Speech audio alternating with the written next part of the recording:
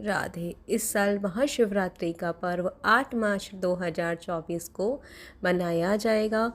इस दिन क्या पूजा विधि है, उस दिन शिवरात्रि के दिन की कथा और उसके बारे में जानते हैं। देखो, शिव महापुराण के अनुसार फाल्गुन कृष्ण पक्ष की शिवरात्रि को भोलेनाथ लिंग के रूप में प्रकट हुए थे। इसी दिन से लिंग की पूजा की जाने लगी। इस दिन व्रत रहकर रात्रि को चारों पहर भगवान की 16 प्रकार से पूजा करनी चाहिए। इस दिन शिव का महाअभिषेक करना चाहिए। पुष्प बेलपत्र नैवेद्य रीति के अनुसार पूजा करनी चाहिए। पंचामृत से स्नान कराना चाहिए। चारों पहर रात्रि जागरण, दीप दान करना, भजन कीर्तन जाप आदि से रात्रि को व्यतीत करना चाहिए तथा श्रद्धा के अनुसार सुबह ब्राह्मण भोजन कराकर दक्षिणा देना चाहिए। भगवान भोलेनाथ की अनजाने में भी थोड़ी सी पूजा हो जाती है तो भगवान आशुतोष हैं शीघ्र प्रसन्न हो जाते हैं, बिना सोचे ही अपनी असीम कृपा कर देते हैं।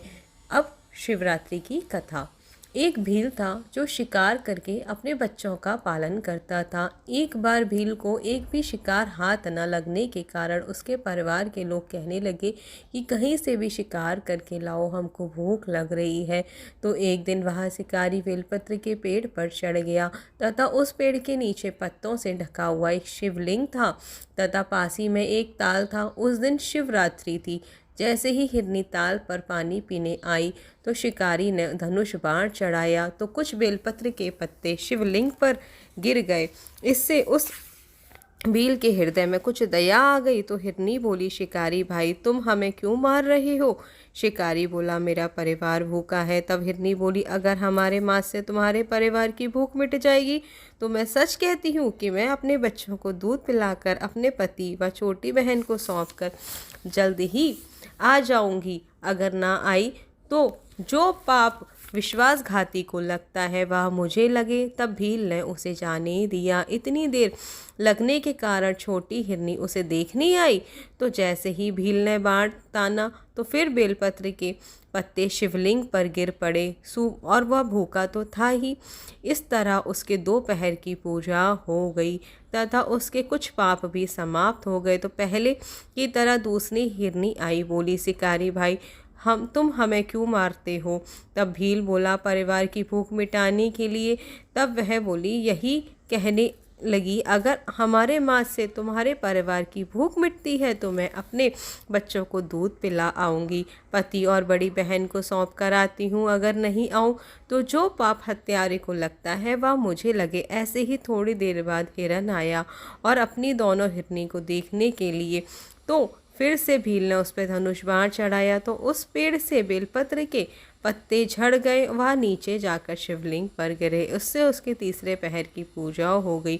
तब हिरन बोला, भील भैया, हमें क्यों मारते हो? तो भील ने उससे भी यही कहा कि जो ऊपर हिरनी से कहा था।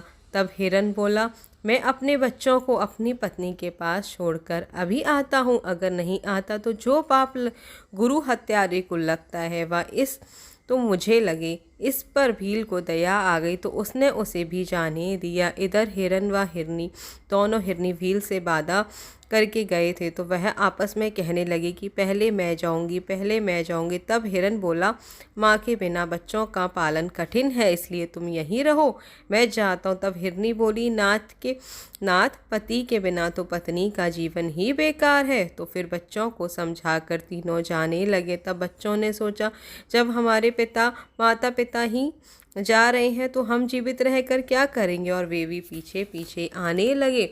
जब भील ने सबको देखा तो उसने सोचा, आज तो मेरे परिवार की भूख अच्छी तरह से मिट जाएगी। उन्हें देखते ही उसने जैसे ही धनुष पर बाण चढ़ाया कि बारिश के कारण पत्तों पर पानी था, इसलिए बेलपत्र के पत्ते व पानी शिवलिंग पर गिरते ही उसके चारों पहर की पूजा हो गई। दिन में कुछ भी ना खाने के कारण निराहार व्रत हो गया। चारों पहर रात्रि जगने से पूजा व जागरण भी हो गया और बोला, मुझसे तो यह जानवर ही अच्छे हैं जो परोपकार के लिए अपना जीवन देने आ गए। इतना मन में ख्याल आते ही उसी शिवलिंग से भोलेनाथ जी प्रकट हो गए, सबको जीवन दान दिया, भील को वरदान दिया, भगवान भोलेनाथ तो आशुतोष हैं, सोने ही पूजा से प्रसन्न हो जाते हैं।